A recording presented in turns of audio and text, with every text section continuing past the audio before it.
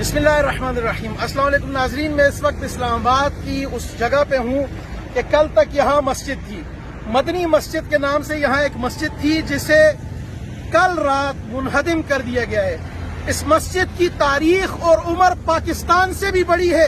جب C D A بھی نہیں بنا تھا، جب اسلام آباد بھی نہیں تھا، جب پاکستان بھی مارے سے وجود میں نہیں آیا تھا، اور وہ پاکستان جو کلمے کے نام پہ بنا وہ بعد میں بنا، یہ مسجد پاکستان سے پہلے کی تھی اور اسے گرا دیا گیا۔ یہ افسوس اور دکھ سے کہنا پڑتا ہے کہ چند دن پہلے انہوں نے یہ شائع کیا تھا کہ 50 مساجد پاکستان میں اسلام آباد کی گرائی جائیں گی، اور اس کے بعد پھر چند دن پہلے ایک مدرسہ مسلم گرا دیا تھا، اور آج رات مدنی مسجد گرا دی گئی ہے۔ اسلام آباد راول ڈیم کے قریب جامع مسجد مدنی شہید کر دی گئی۔ تفصیلات کے مطابق اسلام آباد میں راول ڈیم کے قریب واقع رجسٹرڈ جامع مسجد مدنی کو رات کی تاریکی میں شہید کر دیا گیا ہے۔ عینی شاہدین کے مطابق یہ کارروائی اچانک اور خاموشی سے انجام دی گئی، جس سے مقامی آبادی میں شدید اضطراب اور غم و غصہ پھیل گیا ہے۔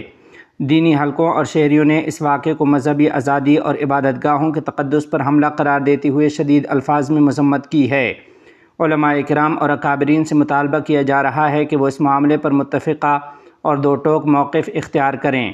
ادھر وفاق المدارس العربیہ پاکستان کے قائدین مولانا مفتی محمد تقی عثمانی، مولانا انوار الحق، مولانا سعید یوسف اور مولانا قاری محمد حنیف جلندری سمیت اسلام آباد میں مدنی مسجد کی شہادت کو افسوسناک، قابل مذمت اور اشتعال انگیز قرار دیا ہے۔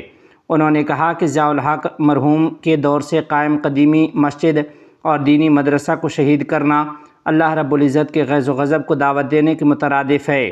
وفاق المدارس العربیہ پاکستان کے قائدین نے کہا کہ ملک بھر میں شدید تشویش و اضطراب بلکہ اشتعال پایا جاتا ہے، اور اس جسارت سے دنیا بھر کے مسلمانوں کے جذبات مجروح ہوئے ہیں۔ اس صورتحال کی ہر قیمت پر تلافی کی جائے۔ وفاق المدارس العربیہ پاکستان کے قائدین نے مطالبہ کیا کہ مسجد و مدرسہ کو اپنی جگہ پر دوبارہ تعمیر کیا جائے، ورنہ اس کے ملک کے مستقبل پر بہت منفی اثرات مرتب ہوں گے۔ وفاق المدارس العربیہ پاکستان کے قائدین نے مزید کہا کہ ملک کو بدامنی اور افتراق کا شکار کرنے والے ایسے فیصلہ سازوں کی نشاندہی کر کے ان کے خلاف سخت کارروائی کی جائے، اور آئندہ کے لیے ایسے کسی بھی اقدام سے توبہ و استغفار کا اہتمام کیا جائے۔ مولانا شاہ نواز فاروقی نے کہا ہے کہ نااہلوں نے اسلامیان پاکستان کو وفاقی دارالحکومت اسلام آباد میں گرینری کے نام پر راتوں رات مسجد شہید کر کے ایک مرتبہ پھر بے حد افسردہ اور انتہائی غمگین کر دیا ہے۔ اس موقع پر دکھی دل کے ساتھ میرے چند سوالات ہیں۔ نمبر 1، کیا یہ عمل اسلامی جمہوریہ پاکستان کے اسلامی تشخص پر دھبا نہیں ہے؟ نمبر 2، کیا اسلام آباد میں پودوں اور گرینری کی کمی ہے؟ نمبر 3، کیا پودے لگانے کے لیے مسجد کو شہید کرنا ہی ضروری تھا؟ اس کے بدلے کسی اور جگہ کا انتخاب کیوں نہیں کیا جا سکتا تھا؟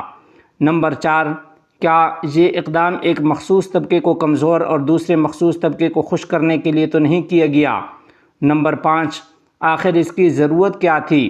کیا یہ اسلام دشمنی نہیں ہے کہ شہر اقتدار میں ایک طرف تو مساجد گرائی جائیں اور دوسری طرف ہوٹلوں میں شراب فروخت کرنے کے اجازت نامے دیے جائیں؟ ایسے فیصلے وطن عزیز میں انتشار کا باعث بن سکتے ہیں۔ اللہ تعالیٰ وطن عزیز پاکستان کے حال پر رحم فرمائے، اور اولو الامر کو ہدایت دے کہ وہ اپنے اس فعل بد سے رجوع کر کے عصر نو مدنی مسجد کی تعمیر کو یقینی بنائیں، کیونکہ مسلم حکمرانوں کی ذمہ داری مساجد کی تعمیر ہے، نہ کہ ان کا انہدام و تخریب۔ صحافی علی ہلال کہتے ہیں کہ پریشانی یہ نہیں کہ مسجد شہید کر دی گئی، مان لیا آپ کو انتظامی ضرورت تھی تو متبادل جگہ دے کر شہید کر ہی دیتے، مذاق نہیں تھا، لیکن ایک دن قبل دارالحکومت میں شراب کی اجازت دینے کی خبر پھیلا کر اس کے فوری بعد 40 مساجد کی شہادت کی نیت کا اعلان انتہائی بدنیتی پر مبنی لگ رہا ہے۔ ایک اسلامی ملک جس کو اسلامی کہہ کر ہمارے منہ پک گئے ہیں، اس میں مسجد کی انہدامی اگر شراب کی اجازت کے ساتھ منسلک کر کے کی جاتی ہے تو اس ملک کے اکثریتی باشندوں کے دلوں پر کیا گزرتی ہوگی، بالخصوص اس وقت جب ہماری فورسز باجوڑ میں ایک سخت آپریشن میں مصروف ہیں۔ یہ وہ غلطیاں ہیں جس کے منفی اثرات کے نتائج یہ قوم کئی برس سے فیس کر رہی ہے۔ فیصلے ضرور کرو لیکن اشتعال دلا کر نہیں۔